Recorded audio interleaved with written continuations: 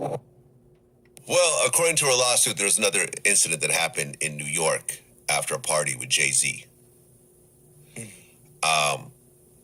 It was an Escalade. I had to put Hove name in and there. she said that Diddy started to beat her, kick her, and so forth.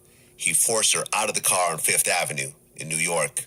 She eventually got a cab and got to her apartment in Manhattan, where she basically came home, cried in fear, and she spent 3 days in her apartment.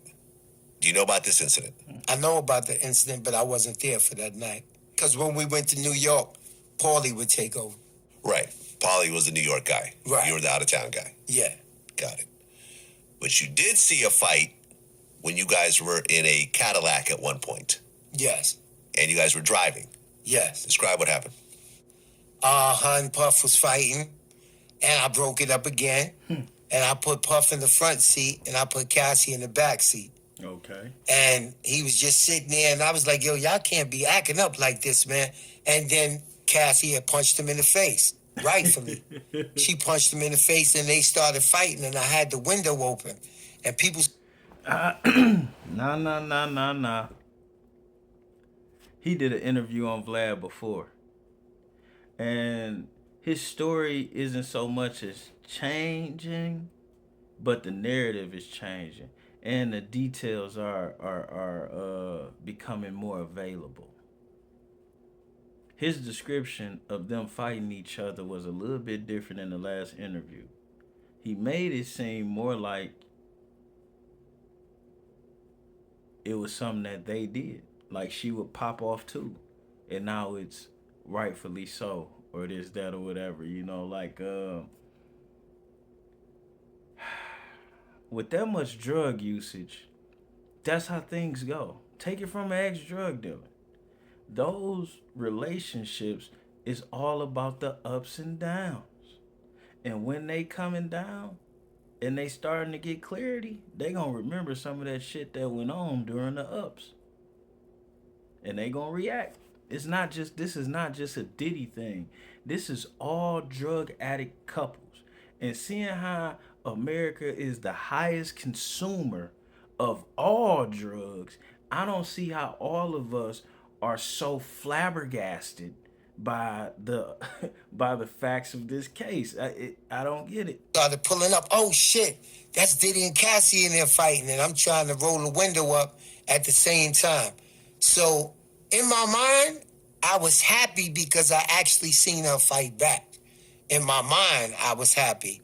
And then when we got to the house, I pulled both of them out. And at this time, I was able to grab Puff. And I was able to start walking him up the hill. We lived in Beverly Hills.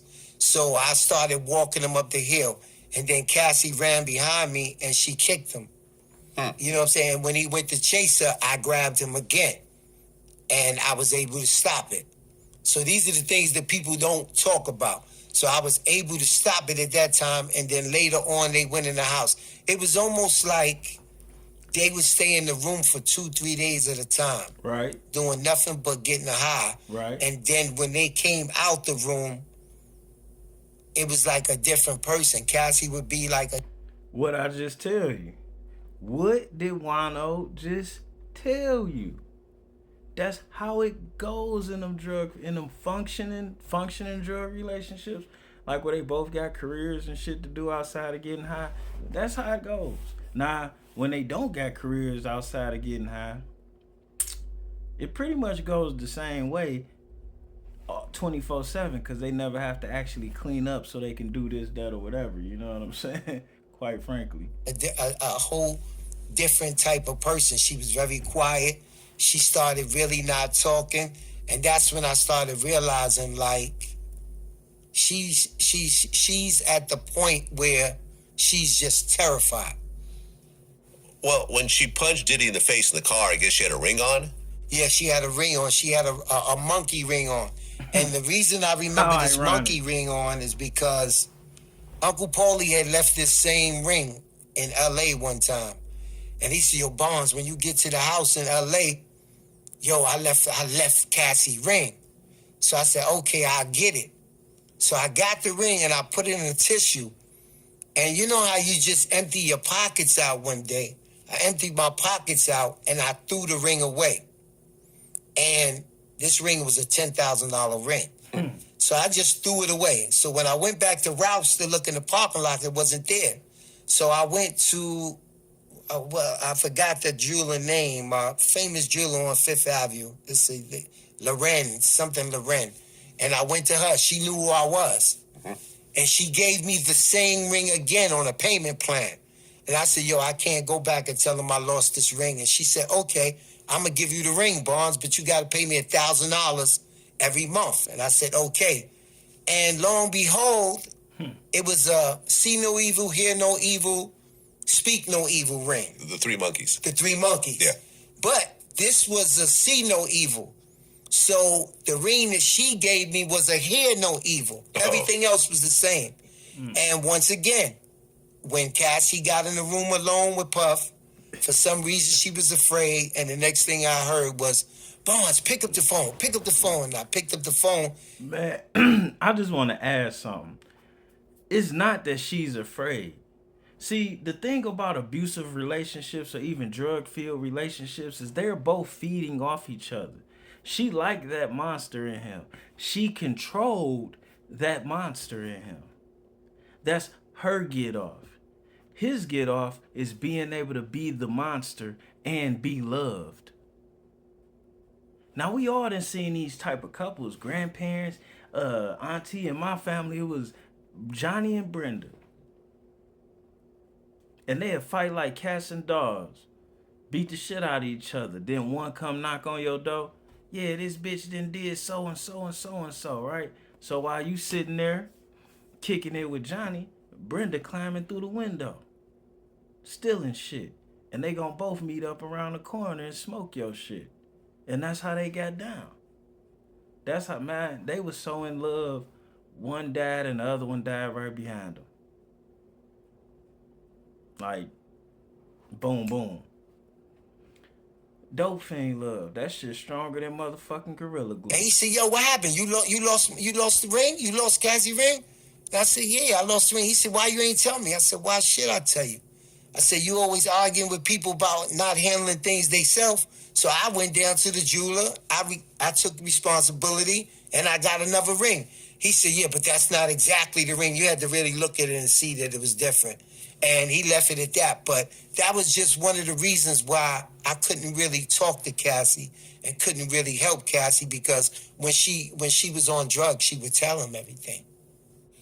So it's almost like two crackheads that are always fighting each other in a way, just high off drugs. So Vlad got it too, beating each He other up, like the shit you see in the street. But then Vlad, like, shout out to Vlad, because he be real private about his personal information. But if you watch enough Vlad TV interviews, what you'll kind of realize is he got people in his family who struggle with drug abuse, as well as close friends he grew up with who struggle with drug abuse. So, and then they not all black, so, you know, he got a common understanding of how that part of shit work. You know what I'm saying? Almost. Yes. Because they're all high on drugs as all this is happening. Yeah, they all the time. And then they would get the IVs in the morning and have the people come shoot them up with nutrients and things like that. And then the next thing would happen again. They wouldn't do these type of things in the house most of the time. Mm-hmm. It was like he had houses in LA, but he would say, yo, this Friday, me and Cassie going to a hotel. And they would go from Friday to Monday. You know what I'm saying? Like, whatever they was doing, they didn't want people that lived in the house with him. Like, I lived in the house. One of his assistants lived in the house. The stuff that they was doing and the people that was coming to see him, they didn't want nobody else to see. Well, there was an incident where you saw Puffy punch her in the face. Yeah. What happened there? He punched her in the face. And it was almost like she was a little kid. Like she was embarrassed that it happened. And I looked at him. And when he know he does something wrong. Dog, this nigga sound like a father talking about his son and daughter. You know what I'm saying? This is sad. To be honest with you, you know, everybody using Puff as an excuse to talk about issues that we have as a complete society all over, that we've always had, and to make Puff the face of issues that we all have had and experienced within our own family and or households. It's crazy. They not the first couple to get strung out on drugs and abuse each other. They not. And they won't be the last. And he not the first bystander to look at two people crashing and burning. That ain't gonna stop either. My whole thing with all of this is if Puff is that bad, why keep fucking with him? As a man, I don't care what, if my livelihood is tied to something or any of that shit. If it's just that bad, I ain't gonna keep fucking with it. That don't mean I have to hate somebody. That don't mean I have to expose somebody. But it do mean I gotta get the fuck on. And that's what I wonder. If it was that bad, why he ain't get the fuck on? Why she ain't get the fuck on?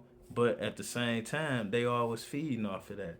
Look at him. He fresh out of prison. He a famous dude now. He's willing and dealing. He doing management plays, getting 10% off artists that charge 100 and 200,000 for a show. Cause I know Puff getting at least a quarter. Cassie getting 10, 15,000. That's still 1,500 in your pocket. Oh, and that's on the low end with the 10%. And ain't no telling what somebody done gave you to set that up. And it seemed like Puff allowed him to work his jerk. You know what I'm saying? Muscle is hustle. So, with that being said, I feel like this shit is corny as fuck for him to be on Vlad TV exposing the particulars of their relationship. But that's just me, though. We out.